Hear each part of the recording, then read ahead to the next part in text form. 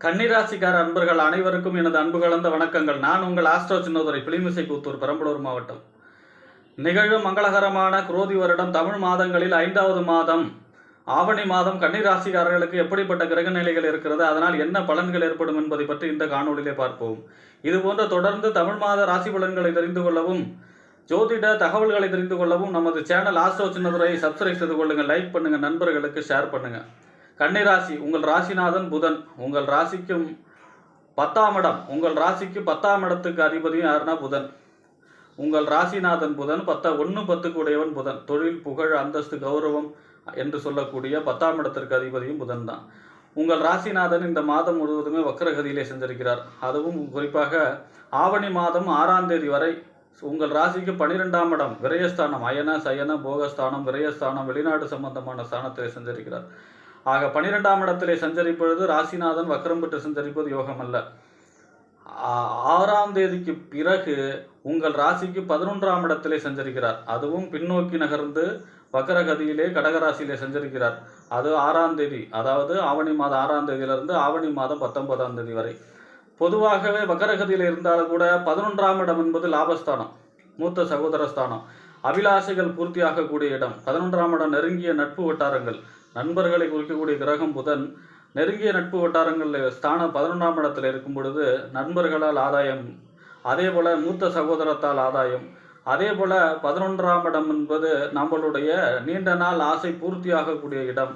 ஆக நாம் எண்ணிய எண்ணங்கள் நடைபெறக்கூடிய அமைப்பில் இருக்கும். ஆவணி மாதம் 6ஆம் தேதியிலிருந்து ஆவணி மாதம் 19ஆம் தேதி வரைக்கும் மீண்டும் உங்களுடைய ராசிநாதன் புதன் வக்கரகதியிலே சிம்ம ராசியிலே சஞ்சரிக்க போகிறார்.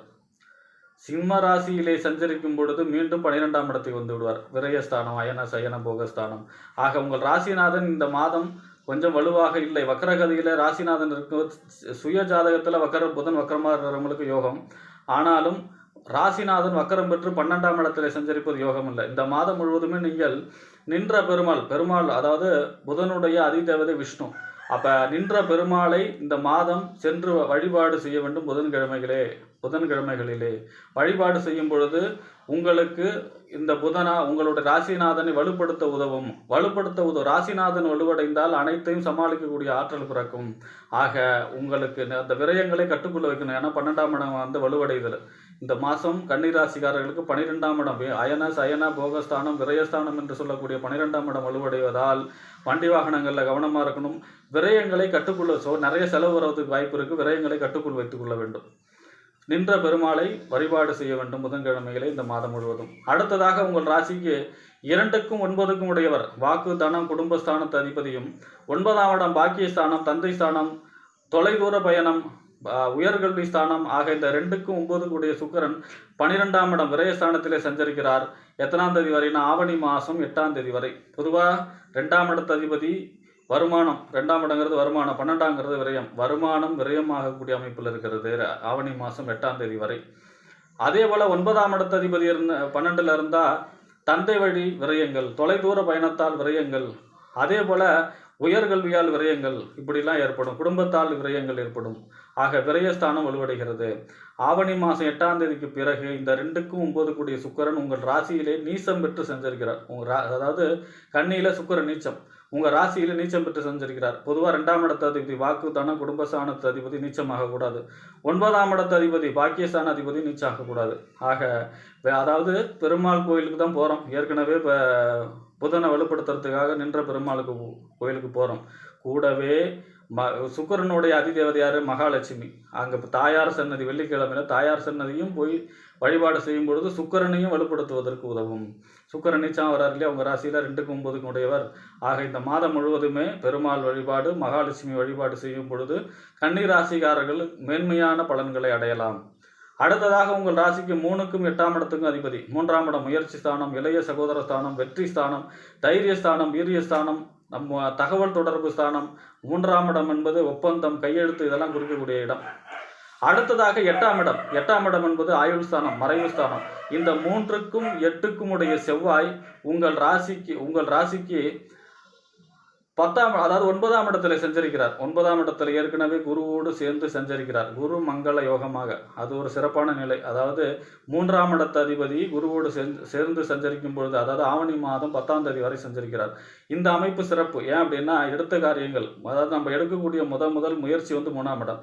அவர் போய் 9ஆம் இடத்துல குருவோடு திரிகோண ஸ்தானத்துல சஞ்சரிக்கும் பொழுது, நம்ம எடுக்கக்கூடிய காரியங்கள் முதல் முயற்சியிலே வெற்றி பெறக்கூடிய அமைப்பு. வெற்றி கிரகமும் குரு தான். வெற்றி ஸ்தானம் 3ஆம் இடத்து அதிபதி இல்லையா? 3ஆம் இடத்து அதிபதி வெற்றி கொடுக்கும். ஆக 3ஆம் இடத்து அதிபதியும் அவர் தான், வெற்றி கிரகமும் அவர் தான், இளைய சகோதரமும் அவர் தான். ஆக இளைய சகோதர வழி ஆதாயங்கள், அதே போல இந்த பூமி சம்பந்தமான அனுகூலங்கள். இப்போ செவ்வாய்னா பூமிக்காரகன். பூமி சம்பந்தமான அனுகூலங்கள், பூமி சம்பந்தமான ஆதாயங்கள் கிடைக்கக்கூடிய அமைப்பு.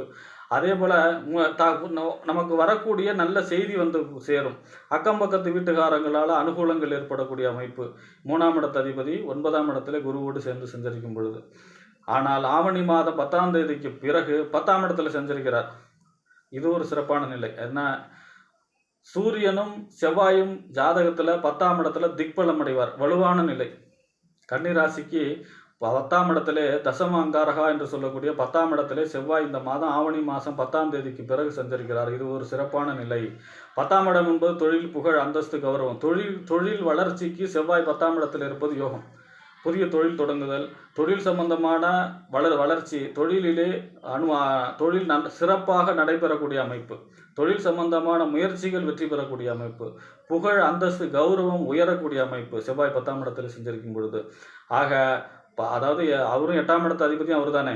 8ஆம் இடத்து அதிபதி 10ஆம் இடத்தை சஞ்சரிக்கிறாருங்கிற அதுவும் ஒரு 25% வேலை செய்யும். எப்படின்னா, தொழிலில் சில இடையூறுகள், சில எதிரிகள் ஏற்படக்கூடிய அமைப்பு, சில போட்டி பொறாமைகள், நல்லா வளருதுன்னு சொல்லி போட்டி பொறாமைகள் ஏற்படக்கூடிய அமைப்பும் இருக்கிறது. ஆக ஆனாலும் செவ்வாய் 10ஆம் இடத்துல திக்பலம் அடைந்து 3ஆம் இடம் வெற்றி ஸ்தானம். 3ஆம் இடங்கிறது சிறப்பான ஸ்தானம் இல்லையா? 3ஆம் இடங்கிறது வெற்றி.